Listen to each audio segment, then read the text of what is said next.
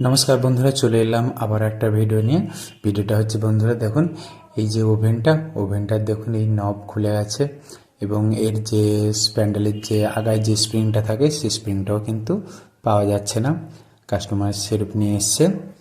তো দেখুন কিভাবে এই ওভেনটাকে আমি রিপেয়ার করি, এবং আপনারাও চেষ্টা করলে এই ওভেনটা আপনারাও ভিডিও দেখে আপনারাও শিখে যেতে পারেন। আপনি আপনার বাড়িতে থেকে এই ওভেনটাকে রিপেয়ার করে নিতে পারেন। দেখুন, এটাকে বলা হয় নজেল।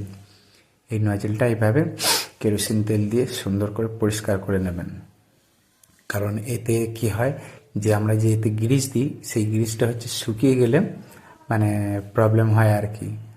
আর এবং গ্রিসটা শুকিয়ে যে ওইখানে নজেলের যে ছিদ্রগুলো রয়েছে যেখান থেকে গ্যাস পাস হয়, মিক্সিং টিউব হয়ে যাওয়ার পরে তারপর গ্যাসটা জ্বলে, আগুন জ্বলে। তো সেই জন্য এই নজেলটাকে সুন্দর করে পরিষ্কার করে নিতে হবে। এবং এর মধ্যে দুটো হোল রয়েছে, একটা বড় এবং একটা ছোট। তো বড় হোলটা পরিষ্কার করবে সরু কোনো তার বা স্ক্রুড্রাইভার দিয়ে। আর একদম যেটাকে একদম ছোট্ট একদম ছিদ্রটা, সেটা হচ্ছে সরু কোনো তার। আমরা করে নিই ম্যাচিসের যে স্প্রিং থাকে, ম্যাচিসের যে স্প্রিং, সেই স্প্রিংকে আমরা একটু সিধা করে নিই, সেটা দিয়ে আমরা করে নিই। আপনারা আপনার মতন সুবিধা করে নিয়ে নেবেন। দেখুন এই ছোটো ফুটোটা দেখা যাচ্ছে কিনা জানি না, কারণ একদম ছোট্ট ছিদ্রটা আর কি। এখান থেকে যখন এই যে কম গ্যাসটা কমিয়ে দিলে, মানে বাম সাইডের দিকে গ্যাসটা কমিয়ে দিলে যখন কমে যায়, তখন এই ছোটো এই ছিদ্রটা থেকে কম গ্যাস যায়, তার ফলে গ্যাসটা কম হয়ে যায়। বন্ধুরা, অবশ্যই আপনারা যদি এই ধরনের কোনো কাজ শিখতে চান, তো এর জন্য আপনাকে কি করতে হবে, চ্যানেলটাকে সাবস্ক্রাইব করে ভিডিওটাকে লাইক দিয়ে মানে বেল আইকন হিট করে অলেতে প্রেস করবেন। প্রেস করলে কী হবে, আমার যে সমস্ত ভিডিও আমি ছাড়ি বা ভিডিও আপলোড করি সেসব ভিডিওর নোটিফিকেশান আপনার কাছে পৌঁছে যাবে। আর এই ধরনের ইনফরমেটিভ ভিডিও দেখার জন্য আমার কিচেন ডক্টর চ্যানেলটি এবং শ্যামচরণ দাস ইউটিউব চ্যানেলকে অবশ্যই সাবস্ক্রাইব করে বন্ধু হয়ে পাশে থেকো। হ্যাঁ দেখুন, এটার নজলটায় আমি একটু গ্রিস দিয়ে নিচ্ছি। গ্রিস না দিলে বন্ধু এটা অনেক শক্ত জাম লাগে। ঠিক আছে বন্ধুরা। হ্যাঁ, এবার দেখুন এই যে কাটমার্কটা ওপরের দিকে ছিল, সেই অবস্থাতে নজলটা ভেতরে আমি ঢুকিয়ে দিলাম ককের ভেতরে। এবার একটা স্প্রিং দিয়ে নেব নজলের ভেতরে।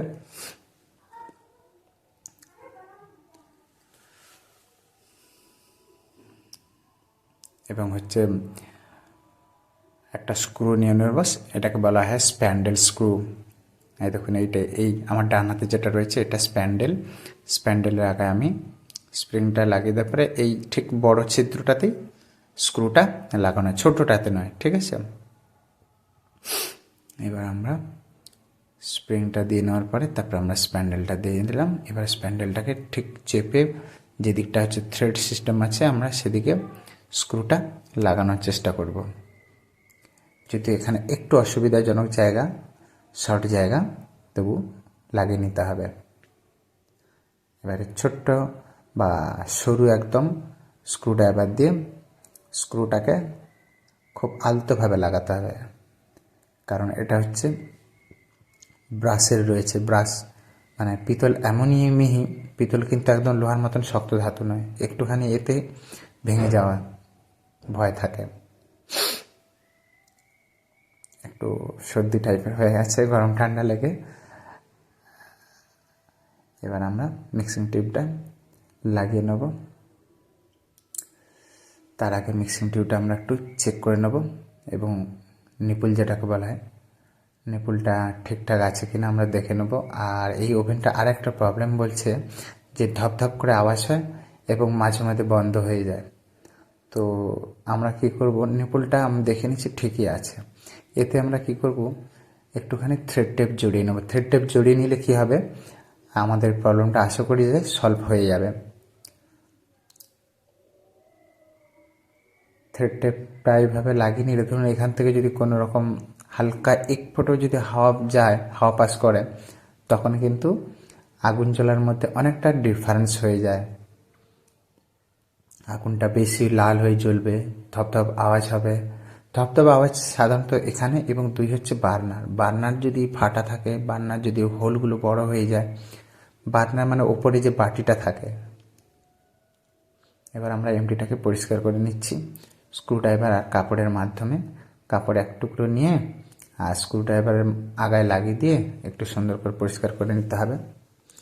গ্যাসের কাজ মানে সবসময় পরিষ্কার পরিচ্ছন্নভাবে কাজ করতে হবে, তা না হলে গ্যাসের এই যে নজেল আছে বা ধরুন এই যে নিপুল আছে, এগুলো কিন্তু ছিদ্র খুব মিহি বা একদম ছোট্ট ছিদ্র থেকে গ্যাস পাস হয়। সেই জন্য পরিষ্কার পরিচ্ছন্ন সবসময় থাকতে হবে আর সবসময় পরিষ্কার পরিচ্ছন্নভাবে কাজ করতে হবে। এবার আমরা এমটিটা লাগিয়ে নিলাম। লাগিয়ে নেওয়ার পরে দেখুন ফ্লাই নাটের নাটটা আমি কষে নিলাম। এমটিটা ঠিক এইভাবে লাগাবেন যেভাবে দেখতে পাচ্ছেন। আর ভিডিওটা থেকে একটু বুঝতে না পারলে একটু আগে পিছু করে ভিডিওটাকে দেখে নেবেন, বারে বারে রিপিট করে ভিডিওটা দেখবেন আপনার কোনো অসুবিধা হবে না। দেখুন এই যে নবটার একটা কাট মার্ক আছে, এই কাট মার্ক অনুসারে নবটাকে লাগাতে হবে। নবটা দেখুন ঢিলা, তো ঢিলাটাকে ঠিক করতে হলে কী করতে হবে, ওই যে স্প্যান্ডেলটা রয়েছে, ওই স্প্যান্ডেলটা যে কাট রয়েছে না, ওই কাটটাকে একটু স্ক্রুড্রাইভার দিয়ে ফাঁকা করে নিতে হবে। ফাঁকা করে নিলে তারপরে হচ্ছে আপনার নবটা ঠিকঠাকভাবে লাগবে এবং টাইট হয়ে যাবে। এবার আমাদের টেস্টিংয়ের পালা। ভিডিওটা বেশি লম্বা করলাম না, কারণ ভিডিও বেশি লম্বা করলে দর্শক ভাই বন্ধুরা আপনাদের একটু বিরক্ত এবং বোরিং লাগতে পারে। তো দেখে নেওয়া যাক আমাদের ওভেনটা ঠিকঠাকভাবে রিপেয়ার হলো কি না।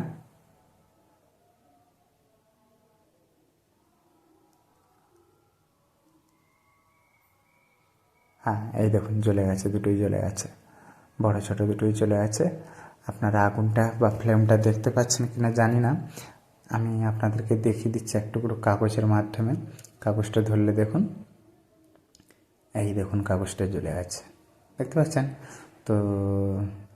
এর মানে বোঝা যাচ্ছে যে আমার দুটো চুলা বা বার্নার ঠিকঠাকভাবে জ্বলছে। এবার আমরা এটা সব থেকে বড় কিন্তু মানে যেটা হচ্ছে লিকেজ টেস্ট, এটা লিকেজ টেস্ট বলা হয়। একটা ম্যাচিস বা ডেসলাইট তিতলি নিয়ে এইভাবে টেস্টিং করে নেবেন। এবার আমরা নবটা ঘুরিয়ে কম করে দেখছি যে ঠিকঠাক জ্বলছে কিনা। হ্যাঁ, দুটোই সারা কম করলে কম হচ্ছে এবং বাড়ালে বাড়ছে। তো বন্ধুরা, ভিডিওটা ভালো লাগলে লাইক করো আর চ্যানেলটিকে সাবস্ক্রাইব করে আমার পাশে থেকো আর বেল